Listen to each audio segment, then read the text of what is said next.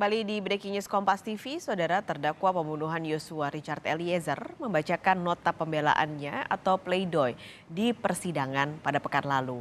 Eliezer mengaku diperalat dan pengabdiannya disia-siakan oleh atasannya yaitu Ferdy Sambo. Di awal pembelaannya, Eliezer kembali menyampaikan permohonan maaf kepada keluarga mendiang Yosua dan keluarganya atas peristiwa yang terjadi. Eliezer menceritakan awal dirinya masuk menjadi anggota Polri hingga menjadi ajudan Sambo. Eliezer tidak menyangka jika atasannya, Ferdy Sambo, justru tega membohongi dan memperalat dirinya hingga akhirnya membuat Yosua tewas. Saya ingat sebelum saya pergi ke bandara, saya berkata, di masa awal-awal pengabdian saya atas kecintaan saya terhadap negara dan kesetiaan kepada Polri, khususnya Korps Brimob, saya dipilih menjadi ajudan yang dimana tugas saya menjaga dan mengawal atasan.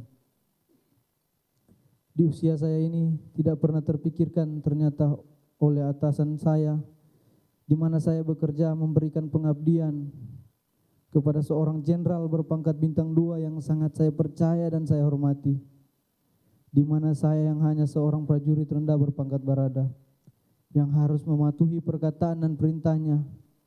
Ternyata saya diperalat, saya dibohongi dan disia-siakan.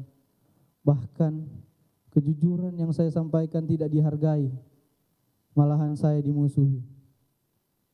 Begitu hancurnya perasaan saya dan goyahnya mental saya. Sangat tidak menyangka akan mengalami peristiwa menyakitkan seperti ini dalam hidup saya.